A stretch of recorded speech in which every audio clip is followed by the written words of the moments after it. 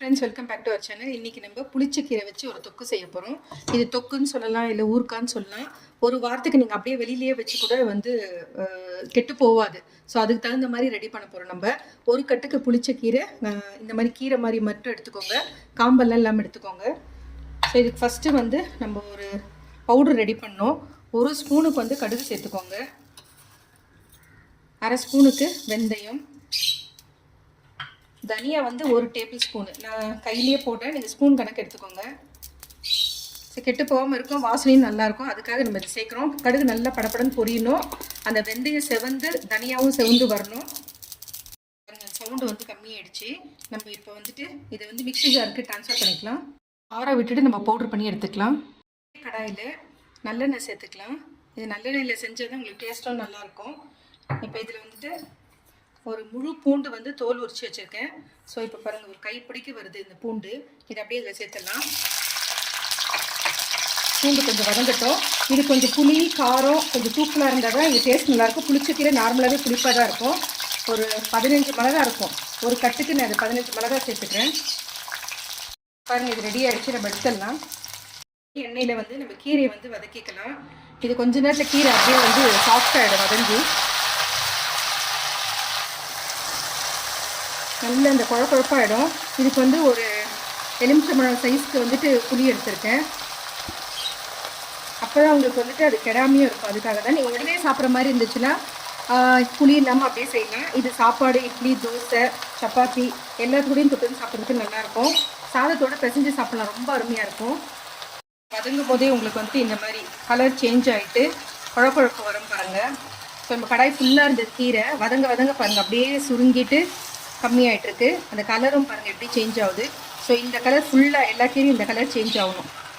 நல்லா வதங்கிடுச்சு. இதை ஆற விட்டுட்டு நல்லா நைஸாக அரைச்சி எடுத்துக்கணும். இந்த பூண்டு காஞ்ச மிளகா இருக்கு இல்லையா, அதுலேயே வந்து நம்ம கீரையை சேர்த்துடலாம்.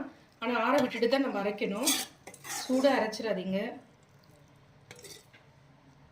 இந்த கீரை நல்லா நைஸாக அரைச்சாச்சு. தண்ணியெல்லாம் சேர்க்கக்கூடாது. அதே மாதிரி இது பவுடரும் பண்ணி எடுத்தாச்சு.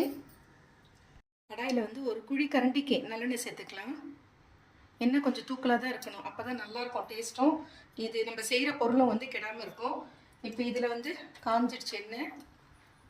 ஒரு 1/4 ஸ்பூனுக்கு கடுகு போட்டுக்கோங்க. கடுகு பொரியணும். அதே மாதிரி ஒரு 1/4 ஸ்பூனுக்கு வெந்தயம் சேர்த்துக்கலாம். ஃபஸ்ட்டு இந்த கடுகும் வெந்தயம் வந்து பொரியட்டும். கடுகு வெந்தயம் நல்லா பொரிய ஆரம்பிச்சிடுச்சு. ஒரு ஸ்பூனுக்கு உளுத்தம்பருப்பு, ஒரு ஸ்பூனுக்கு கடலைப்பருப்பு. உளுத்தம்பருப்பும் கடலைப்பருப்பும் பொரியட்டும். அதே மாதிரி ஒரு 10 பல்லு பூண்டு வந்துட்டு இந்த மாதிரி நீல வாக்கில் கட் பண்ணி வச்சுருக்கேன். பொடியாக கூட கட் பண்ணிக்கலாம், அது ஆப்ஷன் தான். ஸோ அதையும் நம்ம இதோட சேர்த்துடலாம். ஆல்ரெடி பூண்டும் சேர்த்து நம்ம அரைச்சிருக்கோம். இது சாப்பிடும் போது நல்லாயிருக்கும் டேஸ்ட்டு. இது கூடவே வந்துட்டு ஒரு 2 காஞ்ச மிளகாய் கிள்ளி வச்சுருக்கேன், அதையும் சேர்த்துடலாம். கீரையும் இதோட சேர்த்துடலாம். நம்ம நல்ல கீரை வதங்கி அந்த எண்ணெய் பிரிஞ்சு வரணும். அந்த மாதிரி எடுத்து வச்சுட்டா தான் உங்களுக்கு கெடாமையும் இருக்கும். நல்லா மிக்ஸ் பண்ணிக்கோங்க. ஃபஸ்ட்டு இதை ஸ்பூனுக்கு மஞ்சத்தூள் சேர்த்துக்கலாம்.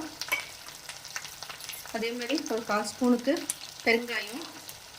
இதுக்கு தேவையான அளவு உப்பு ஒரு ஸ்பூனுக்கு இருக்கும் சேர்த்துட்டு இதை நல்லா கலந்து விடுங்க. நல்லா அந்த வதங்கணும், அந்த எண்ணெய் மேலே பிரிஞ்சு வரணும். அரைச்சி வச்ச அந்த பவுடரை இதோட சேர்த்துடலாம்.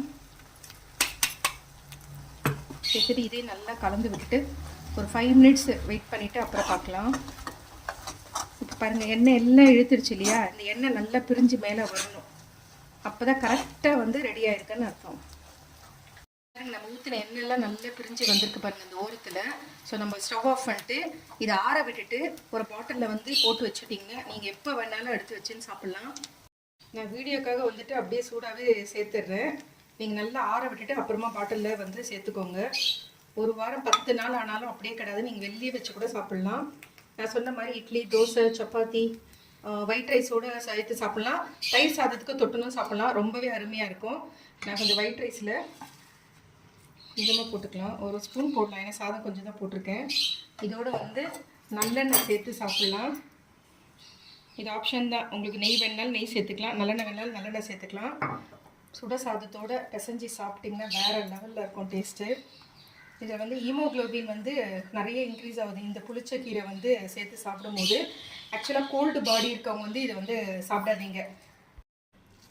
ஸோ இதை பிசைஞ்சிட்டு சுட சுட சாப்பிட்டு பாருங்கள், செம்மையாக இருக்கும். நம்மளுடைய புளிச்சக்கீரை தொக்கு புளிச்சக்கீரை ஊறுக்காய் ரெடி ஆயிடுச்சு. இதே மெத்தடில் செஞ்சு பாருங்கள். இந்த வீடியோ பிடிச்சிருந்தா லைக் பண்ணுங்கள். புதுசாக பார்க்குறவங்கள வந்து சப்ஸ்கிரைப் பண்ணுங்கள். இது வந்து புளிச்சக்கீரை வந்து கோல்டு பாடி இருக்கவங்க வந்து சாப்பிட வேண்டாம். ஏன்னா இது வந்து கோல்டு. ஸோ ஹீட்டாக இருக்கவங்க வந்து சாப்பிட்டா உடம்புக்கு நல்லது. கோல்டாக இருக்கவங்க சாப்பிட்டா ஃபீவர் வரலாம், இல்லை இரும்பல் வரலாம். ஸோ அவங்க வந்து தவிர்த்துடுங்க. இந்த வீடியோ பிடிச்சிருந்தா லைக் பண்ணுங்கள். புதுசாக பார்க்குறவங்க வந்து சப்ஸ்கிரைப் பண்ணுங்கள்.